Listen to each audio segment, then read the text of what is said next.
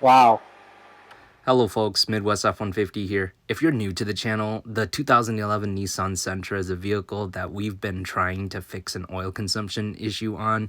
Back in November of 2024, it started throwing the P0011 timing to advance code, and we ran Valvoline Restore and Protect, and after a couple thousand miles, the timing chain code went away. But the thing that hasn't gone away is the oil consumption. Unfortunately, that didn't work. We've replaced a PCV valve, valve cover gasket, valve cover, and we did a 2-hour Berryman's B12 piston soak. Now, I've gotten a lot of feedback. I should probably do a 24-hour piston soak. And I wasn't able to get to it just due to scheduling conflicts between myself and my brother, but during the winter break, we were able to get it done. So in this video, you'll see live stream clips of me doing and prepping for the Berryman soak. Hopefully you guys enjoy it, but here we go. Now, in order to access the spark plug bores, I had to remove the intake manifold, and as a result, it exposes the head where the valves are. And so I put this garbage bag on there, and then I just threaded on the studs that hold down the intake manifold. With the intake side covered, I started removing the spark plugs. Here's what it looks like.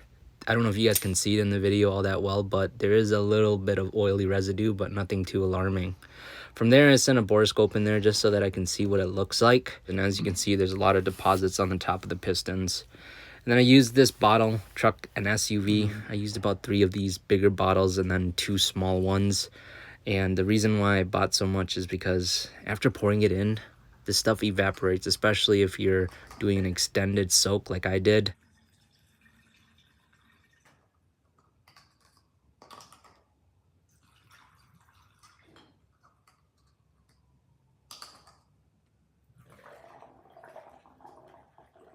I'm not gonna lie to you guys, I eyeballed the amount of Berrymans I put inside each cylinder, but what I did was use the borescope to ensure that the cylinder is mostly filled. From there, I used these microfiber cloths to plug the bores, and then I used a plastic sheet to fully cover the engine. The reason why I put this plastic cover on there is because over the summer when I did the 2-hour Berryman's piston soak, I didn't cover it, and I did it on a hot engine. When I turned the crankshaft, all of that hot Berryman's inside the engine just spewed everywhere. And so this time around, I was very careful about making sure I don't repeat that again. But what I did was I turned it a full cycle clockwise, and then used a borescope to double check the fluid before topping it off. Once that's all done, I put the cover back on, and then the 24-hour countdown starts. Every 6 hours, I would come outside, check the level, add some more fluid, and then turn the crankshaft before checking it again and topping it off. The one thing that I learned about turning that crankshaft is you're not supposed to turn it counterclockwise because that can actually cause your chain to skip, especially if it's an old and worn out one. After the 24-hour piston soak, we're now ready to move to the next phase. Here's a post that I made on my YouTube channel to give folks a heads up on what we would cover during the live stream. Feel free to pause the video here to absorb everything. The next couple steps may be a little bit confusing, and this should help. Alright, the oil that we're draining here has 2,300 miles on it. It's the Valvoline Extended Protection High Mileage Premium Full Synthetic in the 5W30 viscosity. This was the same oil that was in the crankcase when we did the Berryman's B12 piston soak, so naturally some of that product slipped through and got into the crankcase. As you can see, it's very watery. Holy crap, this thing is dark.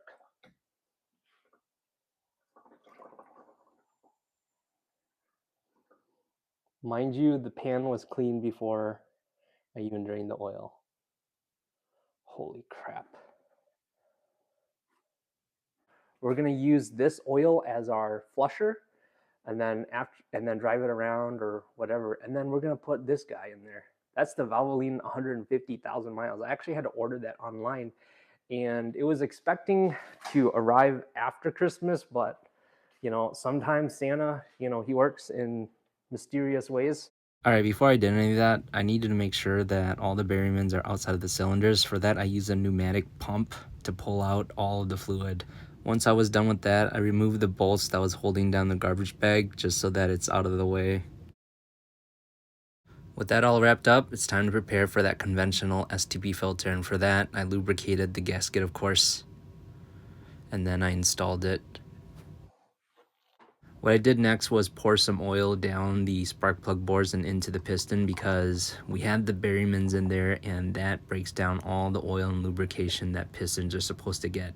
Shout out to our viewers. I didn't know about this step until someone had called it out in the live stream chat. All right, we're gonna turn this thing, help that oil spread.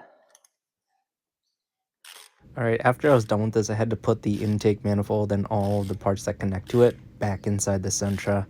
That is a really long process. I think it's like 30 minutes, so I didn't include that footage. So we're gonna skip to filling the oil. Because someone's gonna ask, that funnel is called SEDY, S-E-D-Y. You can get it on Amazon for about 40 bucks. I think I paid 30 bucks like a year ago. Since then, the price has gone up. Just helped a guy look where she started. He just jumped in his car. And... Oh, that's awesome. It started right up with no issues. Dude, that's really kind of you. Yeah. That's kind of what I do too. I have a portable jumper in my truck so that when something happens, I can help folks.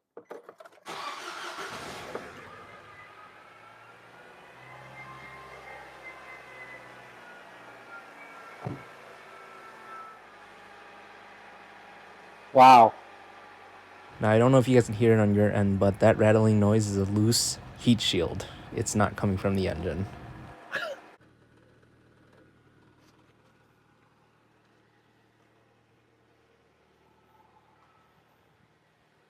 Yeah, I totally forgot that the engine will produce a lot of smoke after the piston soak. So if you're doing it, make sure you're in a well-vented area. What I did was I opened up the garage and then backed the Sentra out and into the outside as soon as possible. All right, I drove the Sentra for about 5 miles before coming back to drain the oil. Take a look at this.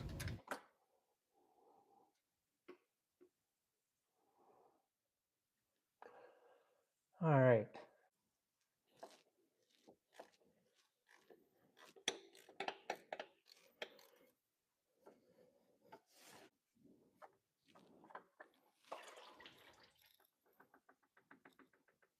Now, the best way to understand if your oil is good is through a used oil analysis. The reason why I drained it out after just 5 miles is to get as much of that Berryman's B12 out of the crankcase as possible. Because as I mentioned earlier, that thing can throw off the viscosity. Just taking a look at the oil though, I'm kind of glad I did. Look at this.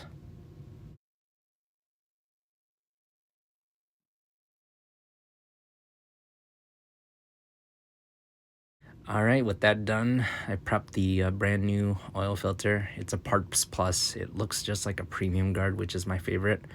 And then we filled up the engine with that Valvoline synthetic blend high mileage plus for vehicles with more than 150,000 miles. We'll check the level shortly, but essentially we're about wrapped up with the piston soak project. I will say after I was done with everything, the vehicle seems a little bit more responsive. Ultimately, time will tell if it has any dent on the oil consumption issues that we're trying to address. Let me know in the comments if you think it'll make a difference. Again, we've been burning a quart of oil for every 500 miles traveled. Now, if you're new to the channel, I've posted a lot of content about the Nissan Sentra. And in those videos, the question that I've been asked is, why not just rebuild the engine or just get a brand new car? Now, the reason why I don't want to rebuild it is because it doesn't make financial sense. The vehicle is almost 200,000 miles and it's over 15 years old. Now, why not just trade it in and get a different car? Well, there's a little bit of sentimental value with this vehicle. It's actually the last vehicle my dad had purchased before he passed, and so we're trying to keep it alive as much as we can, but you know, I think eventually there will be some point in the future where we'll have to get rid of it. But I guess what I'm trying to do is kick that can down the road as far as possible before we have to deal with that. All right, well, this wraps it up for this piston soak video. Again, it's all a live stream, and as you can imagine with how long it takes, it can get really boring when you're doing it all alone. And so live streaming it was really fun, and thank you everyone for tuning into that. All right, well, hey, thank you so much for watching this video. I know it's longer than usual, but hey, take care and consider subscribing to the channel. Bye now. Thank you so much for making it to the end of this video. On this channel, I'm on a mission to reach 500,000 miles on my 2021 F-150. Along the way, you can expect regular updates, in-depth product reviews, live streams, and more. Subscribe now to stay up to date and be part of the journey.